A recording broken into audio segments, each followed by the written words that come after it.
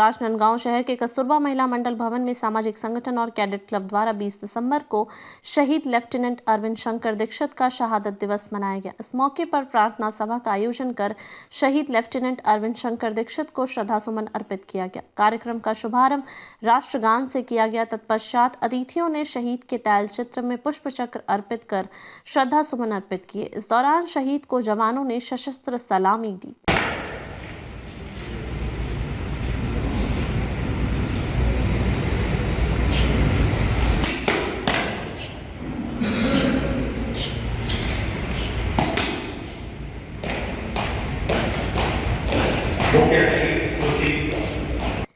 सामाजिक संगठन के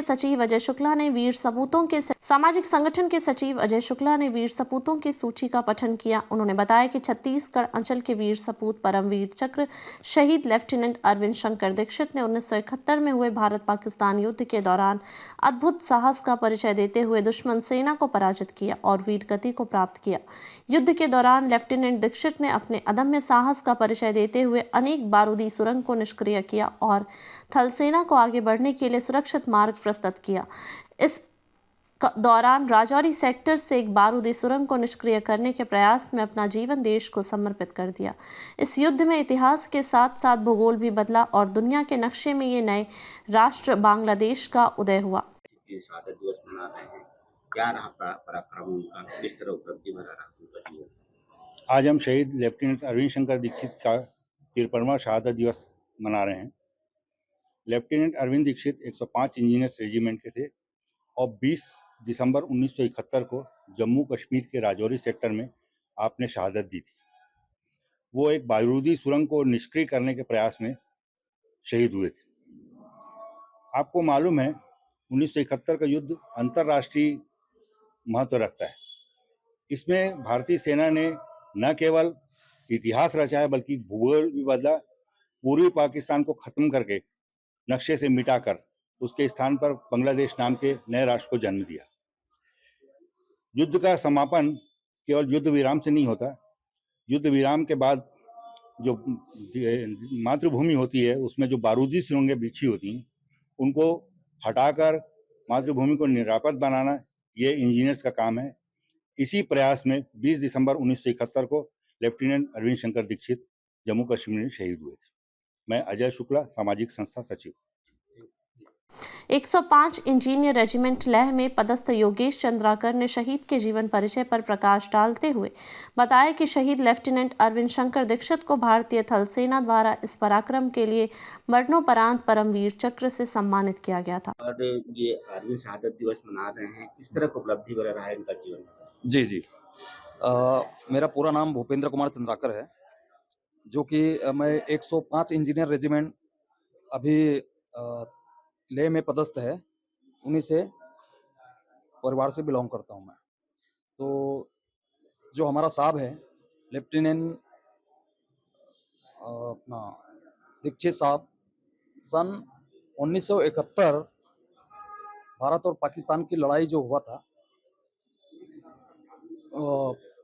पूर्वोत्तरी बांग्लादेश उस समय हुआ करता था, उसका नाम बांग्लादेश नाम नहीं पड़ा था, पूर्वी पाकिस्तान उसको कहते थे। तो उस समय दीक्षित साहब लेफ्टिनेंट शहीद दीक्षित साहब जो है देहरादून से कमीशन प्राप्त करके 105 इंजीनियर रेजिमेंट में जम्मू और कश्मीर में ही 105 इंजीनियर रेजिमेंट में आए थे कमीशन प्राप्त करके।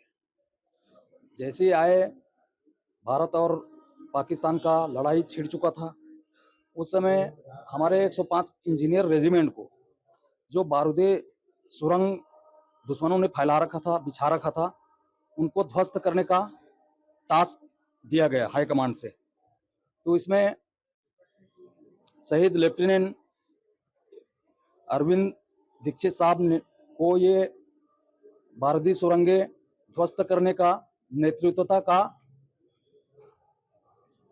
आदेश मिला। और जैसे ही आदेश मिला, अपनी टुकड़ी को, अपनी टोली को लेकर दीक्षित साहब जो है उस बारूदी सुरंगों को जो दुश्मनों ने फैलाया हुआ था उनको ध्वस्त करने के लिए निकल पड़े। और उसी समय गोलियाबारी दुश्मनों का चल रहा था। बारूद का विस्फोट जैसे हुआ, साहब अपने देश के खातिर अपना जान बलिदान कर दिया। तो साहब जो है जिस रेजिमेंट में शहीद हुए, जिस रेजिमेंट से बिलोंग करते थे, 105 इंजीनियर रेजिमेंट, मैं भी वहीं से बिलोंग करता हूं। मेरा नाम भूपेंद्र कुमार चंद्राकर है और साहब का नेतृत्व सर्वप्रथम 105 इंजीनियर रेजिमेंट में ही किया गया था। किस तरह सम्मानित किया गया, किन पदकों से सम्मानित किया गया था उनको? शहीद होने के बाद मरणोपरांत परमवीर चक्र से सम्मानित किया जाता है। तो शहीद लेफ्टिनेंट दीक्षित साहब को पीवीसी परमवीर चक्र सम्मानित किया गया है। 1971 के इस भारत पाकिस्तान युद्ध में पाकिस्तान के 93,000 सैनिकों ने भारतीय सेना के सामने अपने घुटने टेक दिए। 13 दिनों तक चले इस युद्ध में पाकिस्तान के लगभग 9,000 सैनिक मारे गए, वहीं भारत के 3,458 सपूत वीर गति को प्राप्त हो गए। राजनांदगांव से विजन टाइम्स न्यूज के लिए लोकेश रजक की रिपोर्ट।